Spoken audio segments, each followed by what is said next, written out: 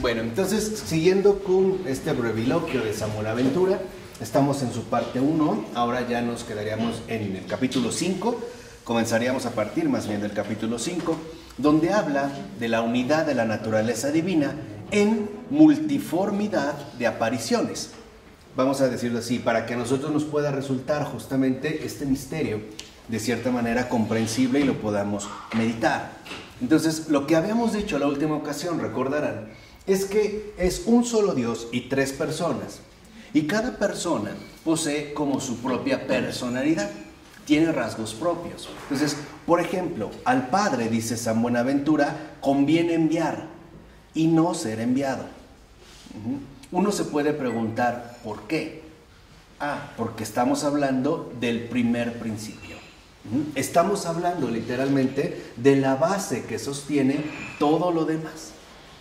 De tal forma que en este sentido, a él no se le puede imponer algo que no le corresponde.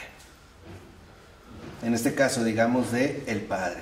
Dice, al Espíritu Santo le es conveniente ser enviado respecto de las divinas personas.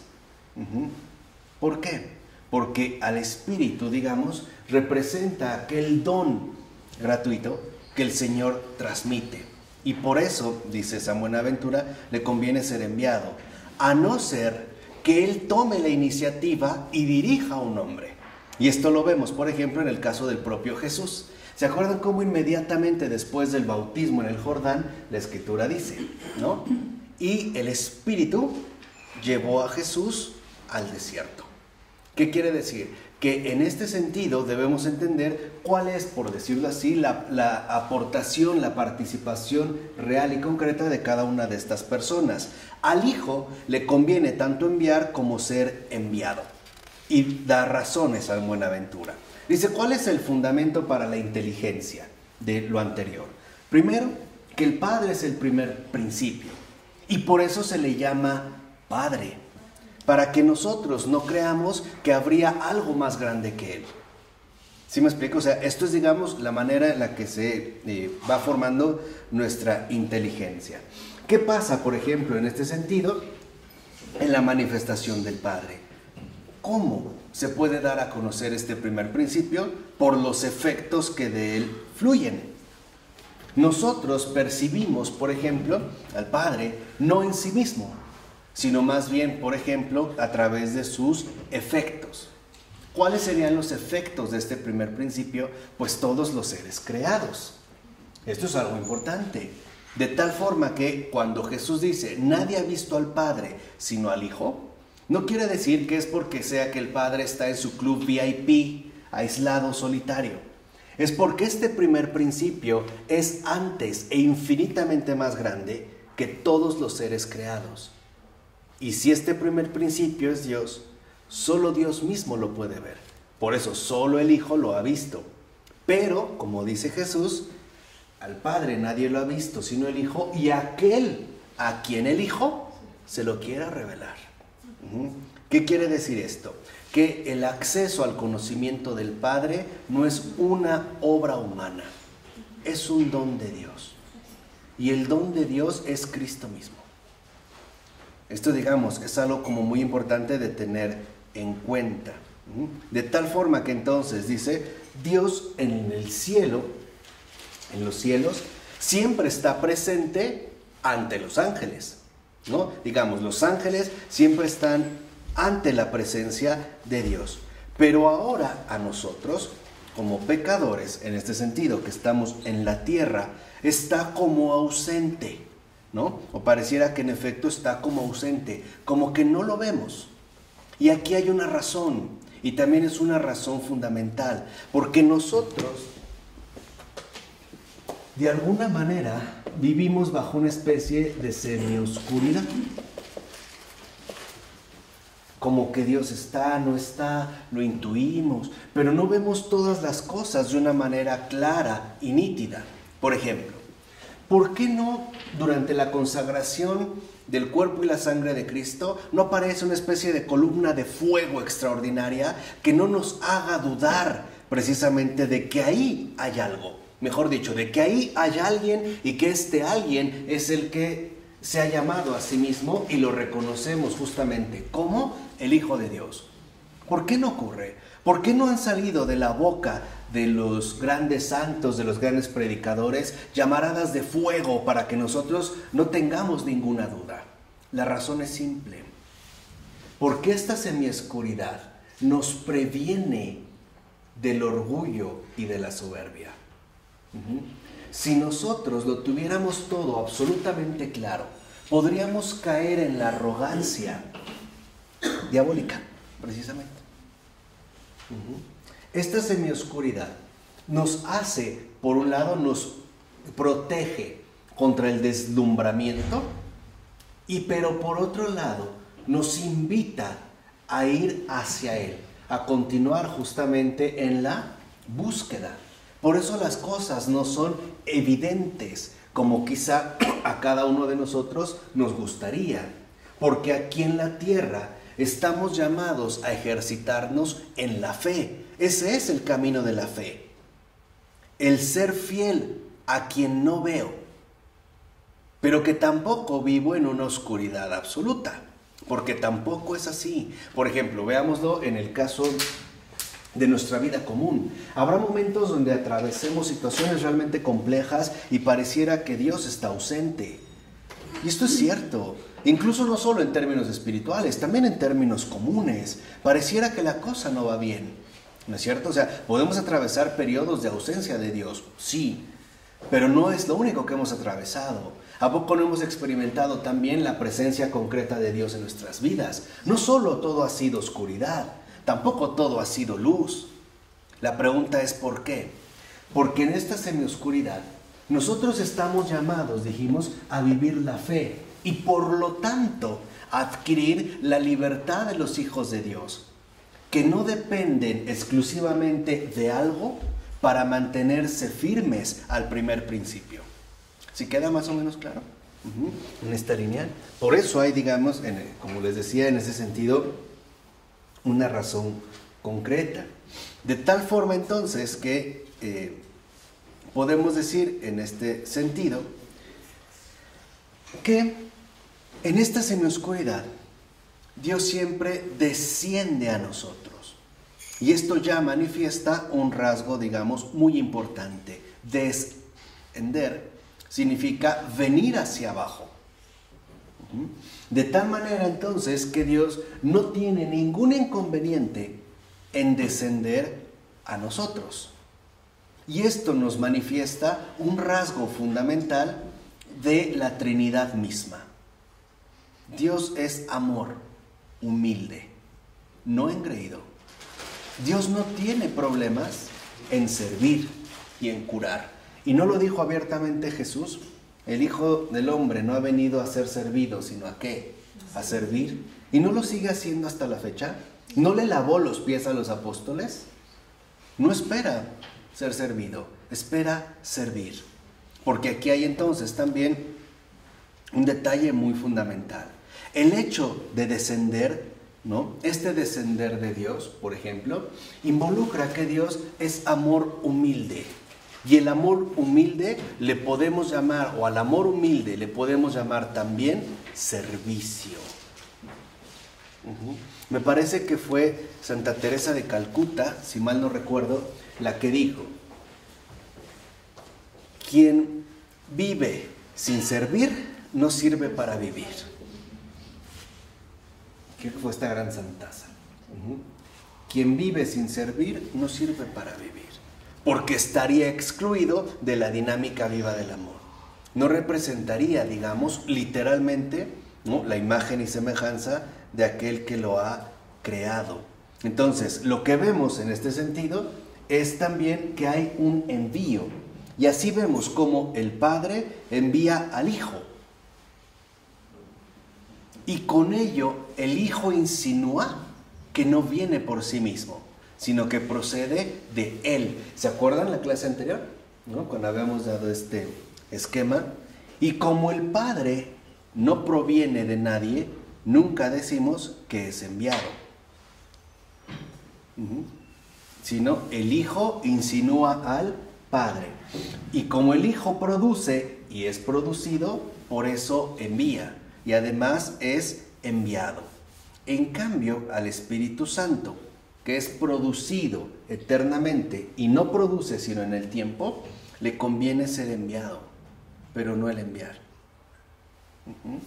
Aquí lo que vemos entonces es que sí hay una multiformidad de las personas, digamos, en su dinámica operativa, o por decirlo así, en sus rasgos fundamentales. Entonces, ¿qué entendemos? Primero, cuando el Hijo insinúa al Padre, y al Padre le corresponde el enviar, el hecho de decir que el Hijo ha sido enviado, remite que ha sido enviado por alguien, ¿no es cierto? En este caso, ¿por quién? Por el Padre. Ok. Entonces, el Padre también expone la autoridad de Dios.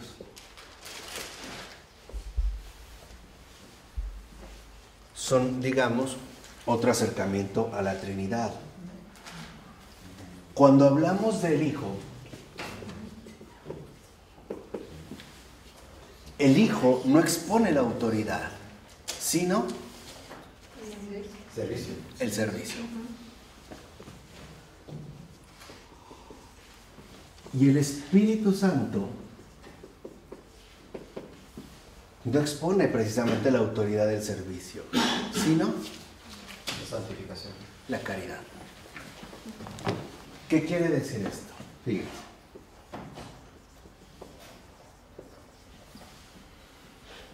¿De dónde proviene la autoridad de Dios? ¿Por qué Dios tiene autoridad? No por su capacidad para crear de la nada, o por su omnisciencia, su omnipotencia. La autoridad de Dios viene de su servicio desinteresado y gratuito por todas sus criaturas. Esa es la caridad. Así que a la caridad, o al Espíritu Santo, nosotros le podemos llamar cumplimiento. Ronnie prefirió llamarle santificación. Serían sinónimos. Va en esta línea. La única autoridad auténtica a la que nosotros estamos llamados a acceder es la autoridad del servicio desinteresado, de la entrega radical. Es decir, a seguir los mismos pasos y las mismas huellas de la propia Trinidad. ¿Por qué Dios tiene autoridad? Porque es amor. Es la autoridad del amor que no encuentra límites y que es capaz de sobrepasarlo absolutamente todo, incluida, por ejemplo, la muerte, que para nosotros nos podría resultar algo insuperable. El amor, en este sentido, sí es capaz de vencerla. También yo siento que su autoridad viene de la verdad, de Sí. su verdad. Sí, Él claro. es la verdad, ¿no? Él es la sustancia de la creación, ¿no? Sí, o sea, en ese sentido. Cuando decían a Cristo, hablaba con autoridad en el Evangelio. ¿Sí? Usted habla con autoridad. O sea, es, digamos el servicio, ¿no?, desinteresado, que en efecto descubre la verdad de todas las cosas. Aquí es donde vemos como amor y verdad también son como dos caras de la misma moneda. No hay amor sin verdad y no hay verdad sin amor. Y esto es muy evidente. Por ejemplo, hay personas que dicen, no, es que yo soy muy honesta. Yo siempre digo la verdad y como es. Ah, no, no eres muy honesto. Eres literalmente muy imprudente. Porque no te importa lastimar a otra persona con tal de hablar lo que tengas que decir. El amor la verdad sin amor se transforma en despotismo. El amor sin la verdad se distorsiona en fanatismo. Y esto es curioso. Yo puedo decir que amo a Alá y ponerme unas bombas y explotarme en el World Trade Center. ¿Hay amor? Sí, pero no hay verdad. Y por eso podemos acabar, ¿no?, volándonos en pedazos. Esto es fundamental, que también nosotros lo vayamos reconociendo. Así pues, lo que vemos es que entonces al Padre, ¿no?, que se le asigna la autoridad, por lo tanto, al Padre también, voy a borrar un poco esto, Por lo tanto, es al Padre al que también se le asigna la unidad, ¿no? La contención de todo. Entonces, tenemos al Padre no solo autoridad, sino también unidad. Al Hijo también se le apropia la verdad. Y al Espíritu Santo, la caridad o cumplimiento que nosotros llamamos bondad. Esto es algo importante. No se trata solo de decir la verdad.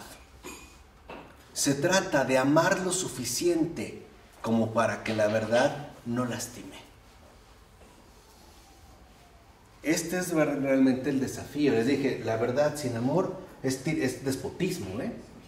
Es no importarte lo que puedes perjudicar al otro con tal de presumirnos tu supuesta veracidad, ¿no? Tu supuesta sinceridad.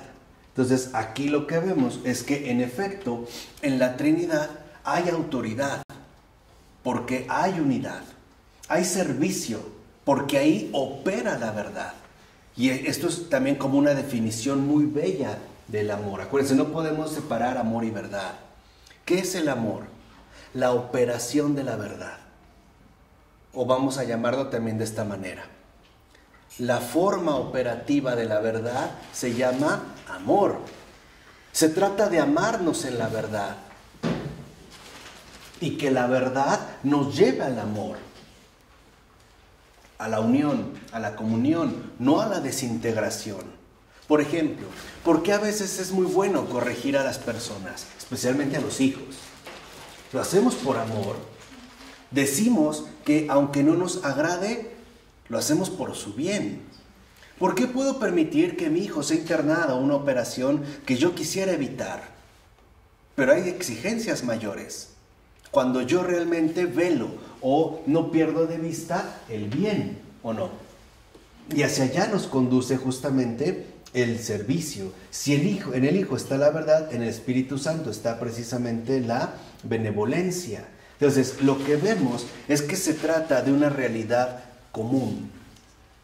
Las tres personas conviven literalmente de manera inseparable. Por eso, allá donde esté la autoridad, allí está el ¿qué? El servicio. Y allá donde esté el servicio está la ¿qué? La caridad. Y por eso, allá donde hay unidad está la ¿qué? La verdad. Y donde está la verdad, ahí está la bondad. Dios es uno y trino. Son inseparables. Podemos a veces enfatizar alguno de estos rasgos. Pero algo que sí es fundamental es que no queramos nosotros partir de confusión, que es de lo que tanto nos ha prevenido San Buenaventura. Tratar de hacer, digamos, de todo esto una especie de revoltijo. No. ¿Por qué? Porque esta es la mejor manera que podemos para acercarnos al misterio a través precisamente de la razón. Pero esto es importante para que no creamos que tal como lo pensamos, así es. Y esto quizá es como el punto más difícil de poder superar, al menos en nuestro contexto moderno, que San Buenaventura no padeció. Tuvo otros padecimientos contextuales, pero no el nuestro. Porque para nosotros, pensar es el pensar es la fuente del ser. En otra palabra, hoy vivimos un error grave y consiste en suponer o dar por hecho de entrada que porque lo pienso es. ¿Cierto o no? Vayámonos a las cosas, digamos, inmediatas de nuestra vida. ¿Cuántas veces quizá vimos a una persona en la calle y de entrada pensamos que era odioso y nos cayó mal? Le dimos toda la autoridad a nuestro propio pensar. Ahora resulta que porque lo pienso es. ¿Qué quiere decir? Vamos a tratar de ponerlo en términos sencillos. Nosotros, en términos modernos, derivamos el ser del pensar. ¿Qué quiere decir? Que en primer lugar, ¿qué ponemos? El pensar. El colmo de los colmos lo tenemos en el principio cartesiano. Cogito ergo sum. pienso y luego ¿qué? Existo. La verdad no es así. Para nosotros lo fundamental debería decir, primero amo, luego vivo y al final, no en un orden cronológico, sino simplemente para que nuestra razón lo pueda entender, unifico. Y esto es algo importante que nosotros, vuelvo a repetir, no podemos pasar por alto. ¿Por qué? Porque estamos hablando del Padre justamente como aquello que nosotros podemos captar como indivisión, como no discordia, como unidad, como no fragmentación. Cuando hablamos de la verdad en tanto se refiere a nuestra capacidad de conocer. Y cuando nos referimos a la bondad, nos referimos en cuanto es capaz de ser comunicado, en ese sentido, transmitido. Aquí nosotros entonces podemos más o menos captar que cuando también se hace referencia al Padre, se hace la referencia al origen. De ahí proviene y procede absolutamente ¿qué? Todo. Es un poco, fíjense, en otro contexto, pero es un poco la inquietud metafísica de Aristóteles. Cuando Aristóteles elabora su metafísica, lo que a él básicamente le interesa investigar o indagar es el movimiento. Esa es, digamos, como su preocupación fundamental. Y él hace un razonamiento lógico, pero con intuición muy importante, que lo lleva a concebir la idea de un primer motor. Él lo que dice es, ok, el movimiento es una especie de fenómeno causal. Dicho de otra forma, las cosas se mueven porque algo las mueve, ¿no? Llamémosle una fuerza.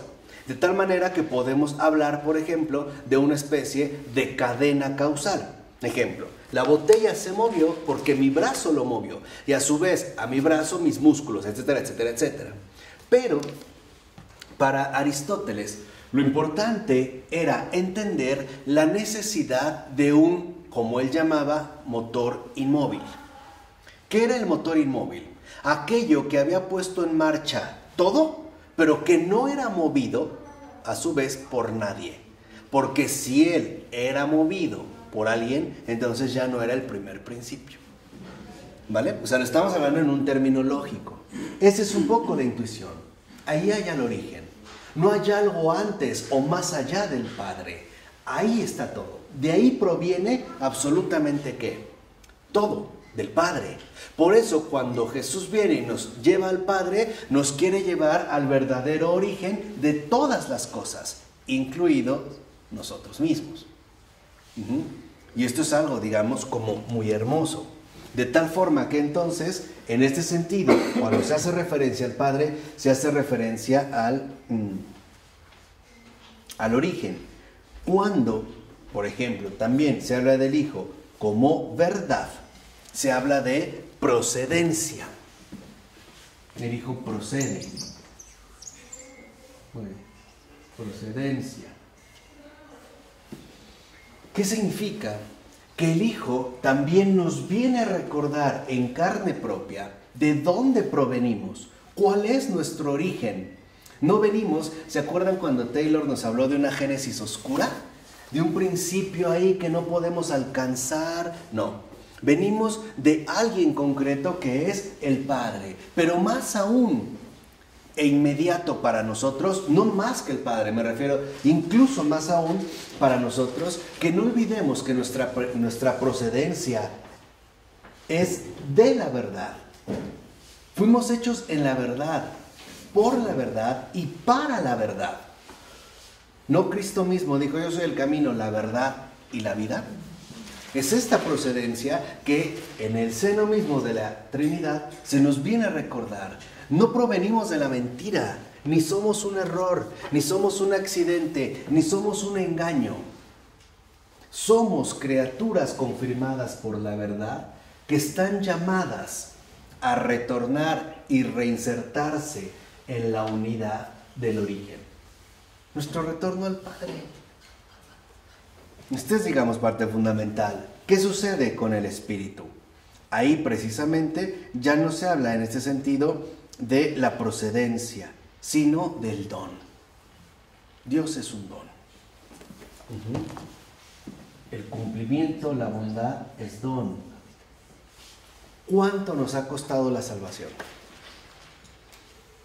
Aquí hay algo.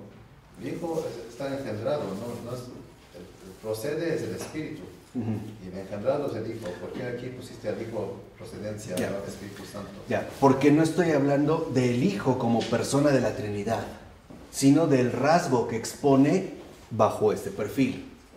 El Hijo nos recuerda que procede, no estoy hablando de Él, sino de lo que nos quiere transmitir a nosotros, que tendamos nosotros, que procedemos nosotros de la verdad, que no venimos desde sea de una génesis oscura. Es como la enseñanza que nos da Él, no estoy hablando de Él en sí mismo, sino de el conocimiento que nos transmite de ello. Por eso puse la procedencia, porque sabemos que fue engendrado, no creado. Pero aquí lo importante es darnos cuenta que Dios mismo y todo lo que nos da es un don.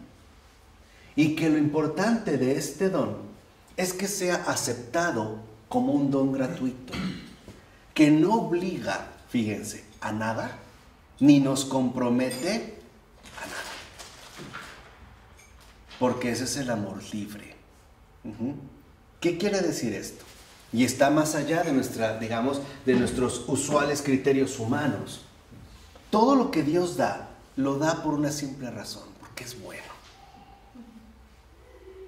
No lo da esperando un agradecimiento, porque el amor no espera ser gratificado. No espera ser autogratificado. No, lo da precisamente por una simple razón, porque es bueno y porque nos ama. Pero eso no nos obliga a corresponderle, ¿o sí?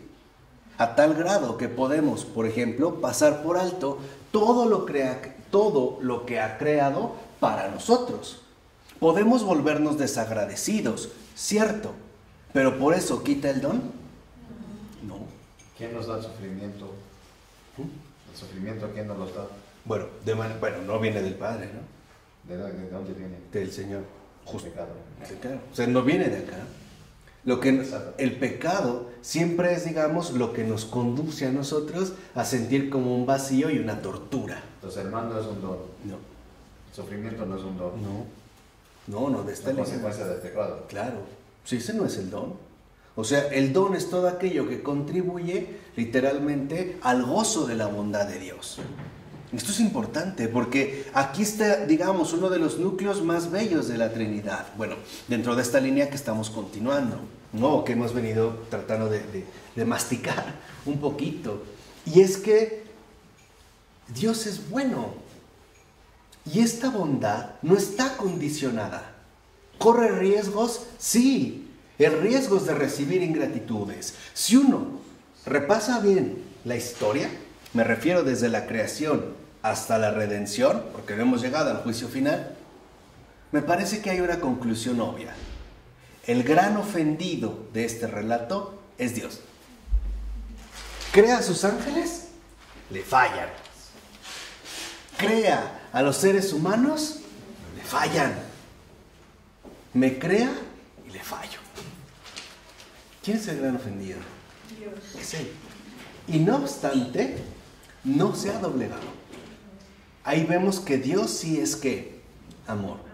Que está por encima de las ofensas, por encima de, digamos, de las ingratitudes. Porque Dios prefiere correr el riesgo de la ingratitud antes que imponer la injusticia de la esclavitud. ¿Sí quedó claro esto? Lo vuelvo a repetir porque sí es muy importante. Dios prefiere correr el riesgo de la ingratitud antes que imponer la injusticia de la esclavitud. Porque el don consiste en que aprendamos a ser verdaderamente libres, a saber que Dios lo da porque es bueno, porque es Dios, porque es Padre. Y esa es la verdad. Y ahí está la caridad. Y dentro de esta revelación encontramos al Espíritu, al Hijo y al Padre, al Dios uno y trino. Humanamente las cosas cambian, porque nuestro modo de pensar siempre está como de por medio la retribución. En pocas palabras, siempre buscamos ser reconocidos o actuamos esperando algo a cambio. Dios no, porque Él busca que las criaturas aprendan a vivir en una plena libertad, porque para estar con Dios hay que aprender a ser libre. Es el verdadero amor libre. No son las parodias contemporáneas donde una pareja se junta bajo un mismo techo a experimentar cómo va la cosa, a ver si va bien o no va bien. No, el Señor realmente prefiere seres libres, porque nos ha creado para Él. Y esto significa que debemos aprender lo que significa ser libre, porque eso sí, dicho sea de paso, ser libre no es sinónimo de ser estúpido, Cuidado. Si ahorita me vieran que agarro un serrucho y me corto el brazo, digan, ¿qué estás haciendo? ¿Soy libre? No creo que nadie me pondría un monumento a la libertad. Él sí entendió la libertad. Más bien me llevan a un hospital. Yo se los agradezco. Dirían, está loco. Y con toda razón. No está ahí. Más bien está esclavizado, ¿no? Claro. Aquí el punto está en que el amor corre riesgos. Y esto nosotros también lo padecemos. Yo puedo ser muy bueno con otra persona, puedo dar todo de mí y no ser correspondido.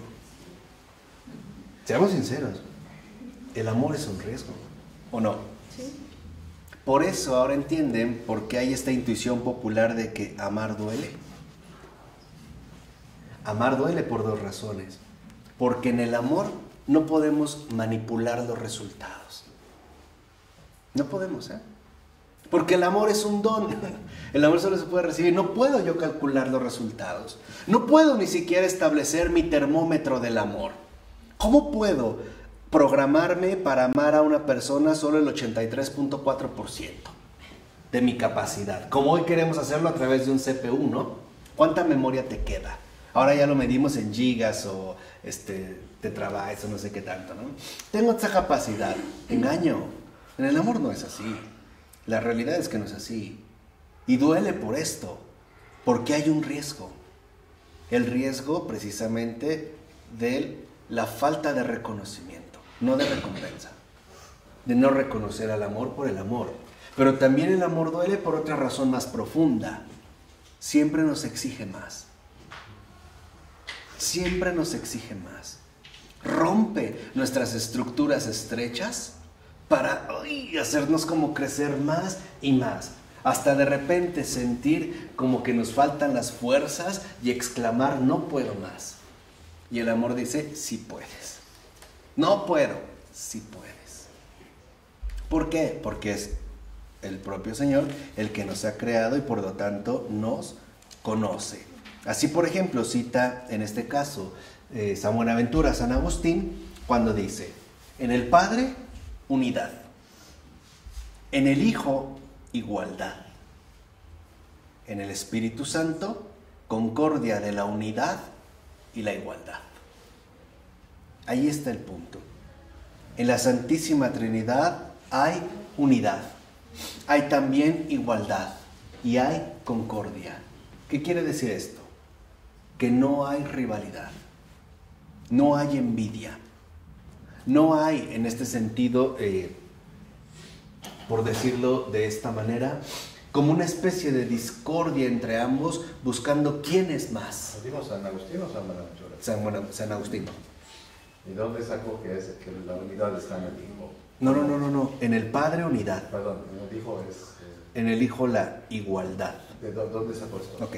Saca, en este sentido, San Agustín de la igualdad, porque lo que menciona es que el Hijo se manifiesta justamente en igualdad con el Padre. Cuando el Señor dice, el Padre y yo somos uno. Y esto es algo importante, dice, somos uno. No dice, somos iguales. En el sentido, vamos a decirlo así, pleno, de que si hubiera confusión. Habla de una igualdad en cuanto los tres son Dios. Se refiere, digamos, a este punto concreto. Si lo ven también, Jesús es muy modesto, de verdad, en todos sus gestos. Porque cuando dijo, el Padre y yo somos uno, quizá también pudo haber dicho, yo soy Dios como el Padre. Pero no habla en primera persona. ¿No? Y cuando lo hace, pareciera que Él no habla, que habla alguien más. Al grado, aquí sí, donde vemos cómo la gente que lo rodea se cuestiona. Este habla como quien tiene autoridad, ¿no? ¿Con qué autoridad nos hablas tú? ¿Por qué? Porque la palabra yo es propia de Dios. Eres el único que puede decir yo. Se lo dijo a Moisés, ¿no? Pero él dijo, yo soy la resurrección, yo soy la vida. No, eso es a lo que voy. La palabra yo es propia de Dios. Solo en cuanto tal le pertenece a Dios. Se lo dijo a Moisés. Yo soy. Así que cuando Jesús dice yo, está hablando como Dios. Está diciendo quién es. Pero no dice yo soy Dios. En ningún momento dice eso, ¿sí? No. ¿Por qué? Por lo que les dije. En el amor no hay autoafirmación. Hay insinuación de algo más grande. Y esto se ve de manera muy, muy bella en el Evangelio de San Juan cuando está en Getsemaní. Cuando lo van a apresar.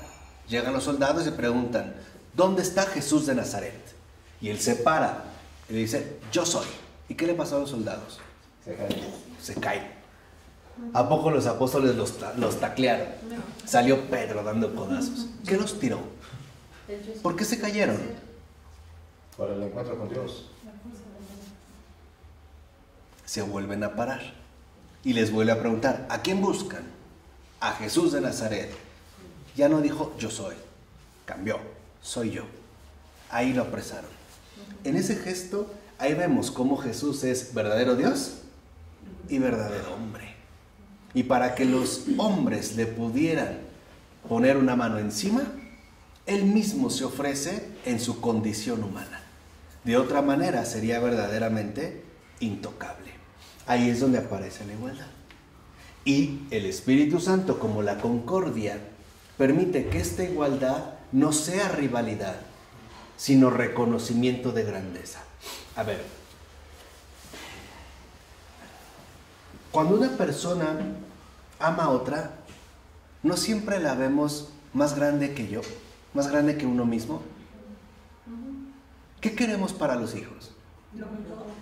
Más que yo. Que sea más, ¿o no? Cuando realmente amamos a nuestro esposo, nuestra esposa, padre, madre, ¿qué esperamos para ellos? Lo mejor. Como que uno se olvida de sí mismo, ¿no? En el caso de las madres es muy claro, ¿no?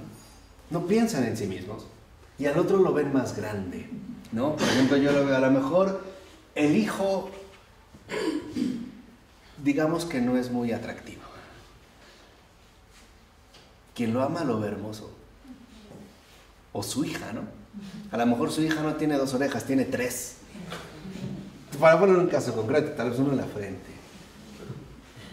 Pero el amor no ve los defectos. ¿Por qué? No porque sea ciego, porque el amor ve lo esencial. Y esa es la concordia. Es ver lo esencial. En el amor hay una confesión radical. Sin ti no soy nada. Sin ti no soy padre. Sin ti no soy qué. Sin ti no somos padre e hijo. Sin ustedes no soy espíritu.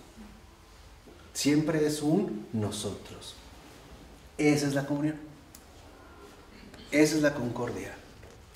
Este es, digamos, el gesto fundamental.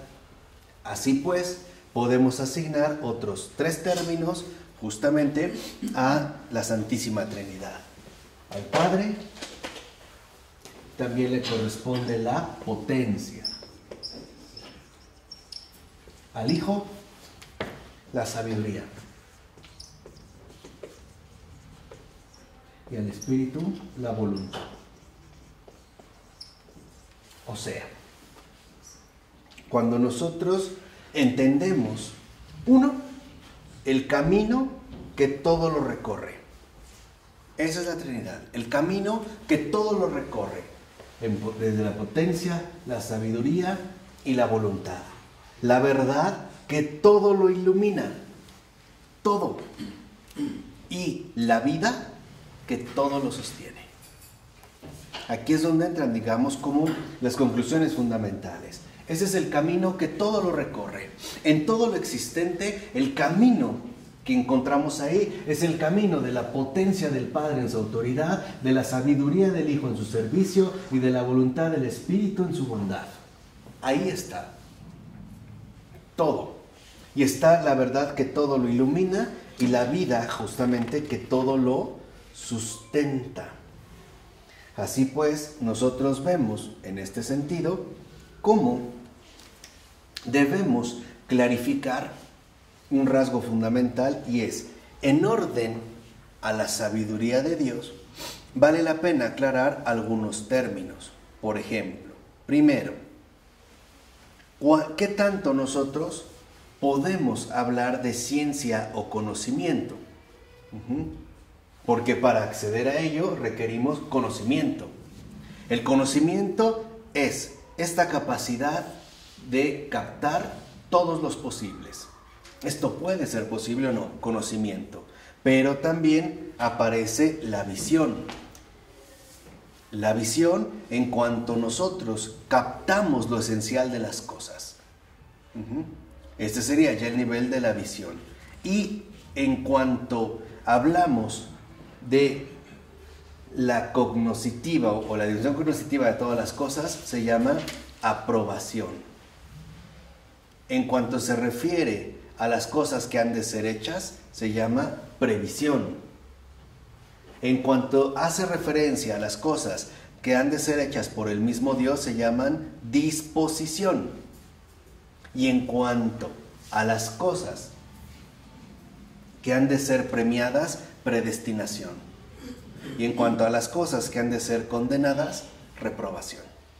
Entonces, en este camino que todo lo recorre, a partir de la potencia, la sabiduría y la voluntad, nosotros, en efecto, podemos captar en orden a la razón estos aspectos. Primero, el conocimiento.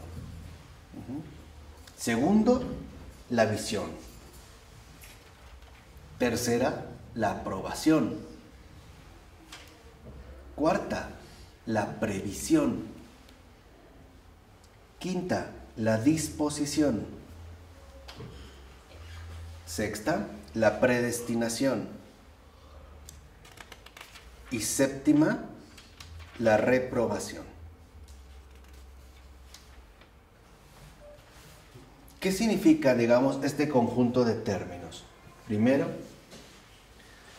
que este camino, ¿no?, que ahorita hemos esbozado, es tan recto que no admite desviación. No hay desviación. Por ejemplo, si alguien pensara, no sé, bajo alguna circunstancia, ¿y qué pasaría si el hijo decide rebelarse contra el padre? Sería guerra de dioses, ¿no? Como que se enfrentaría un dios contra otras. O sea, a lo mejor el Espíritu Santo va a ser como el mediador. Oye, no, espérate, bájale, no te enojes, como sucede a veces en la familia. No, aquí no. ¿Por qué? Porque Dios, la Trinidad misma, es absoluta rectitud. Ese es el orden divino, es absoluta rectitud. Ahí el Hijo no se rebela contra el Padre, ni el Padre se siente decepcionado del Hijo, como a veces en términos humanos suele ser común, ¿no? No, me decepcionaste, no esperaste de ti. Aquí no, aquí hay una absoluta rectitud. También esta voluntad divina es tan eficaz que no puede ser impedida, ¿eh? Todo lo que Dios quiere, se hace. Nada ni nadie lo puede impedir. De tal manera es una que puede manifestarse de varias maneras sin perder precisamente su unidad, o sea, su realidad integral. Así pues, dice Buenaventura, la voluntad divina relacionada con la Santísima Trinidad, se nos manifiesta en 5 diferentes signos.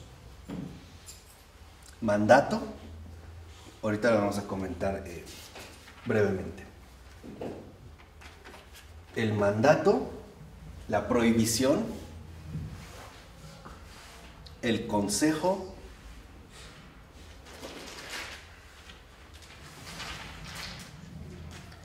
la ejecución y la permisión. Ejecución y permisión. ¿Qué sucede, por ejemplo, en este caso? Que bajo el mandato, la prohibición, el consejo, la ejecución y la permisión se manifiesta la divina providencia. Porque también bajo la potencia, la sabiduría y la voluntad se expresa la divina providencia. En el modo de obrar de Dios aparece en un primer momento el mandato. El mandato de Dios no es una imposición, es una, literalmente, orientación hacia la libertad. Lo que Dios manda no es un castigo, es una orientación hacia la, en este sentido, libertad. La prohibición, por ejemplo, es aquello que el Señor no está dispuesto a que acontezca de ninguna manera. Por ejemplo, ¿hubo permisión con respecto al pecado en nosotros? ¿Hubo prohibición? No, pasó. Pero hubo permisión, pero hubo prohibición de que el pecado nos aniquilara. En pocas palabras, ¿el pecado nos condenó definitivamente? No, mi voluntad. No. ¿Me encadenó? Sí. ¿Me esclavizó? Sí. Me casi destruyó, pero no me aniquiló. Aquí es donde vemos, por ejemplo, hay una permisión, sí, pero hay una prohibición. Y también hay un consejo, ¿no? Lo que les decía, hay una ejecución, una, en ese sentido, realización. ¿Por qué? Porque bajo estos 5 signos entendemos la identidad entre la voluntad y la verdad. La voluntad de Dios es absoluta rectitud, es la norma misma de la rectitud. Así pues, si una persona quiere ser recto, la única manera de alcanzar esta rectitud es a través de la voluntad divina. Dice, pero hay 2 tipos de rectitud. Es curioso, ¿no? Como lo va desglosando San Buenaventura, ¿no? Como que lo tiene parejo. 1, 2, 3, 4, 5. 1, 2 y de aquí 2. Parece así como yo lo veo como un árbol, ¿no? Bueno, con muchas ramas. Bueno, hay, dice, 2 tipos de rectitud. Una es la rectitud de necesidad. Otra es la de perfección. ¿Cuál es la rectitud de necesidad? Cuando hacemos el bien y evitamos el mal. Esa es la de necesidad, o sea, hacer lo mínimo necesario, diríamos, ¿no? La de perfección es hacer el bien por el bien, sin pensar ya en el mal. Utilizando quizá términos más contemporáneos, podríamos decir que la la rectitud de necesidad es cuando queremos hacer el bien, pero reprimimos nuestra capacidad de hacer el mal. Pero si fuéramos capaces de hacerlo, o si tuviéramos la oportunidad de hacerlo, quizá lo haríamos. Ese es el desafío que plantea Agustín, cuando dice, a ver, supongamos que puedes cometer el pecado que más quieras, y nadie se va a enterar, nadie, ni Dios. ¿Lo harías?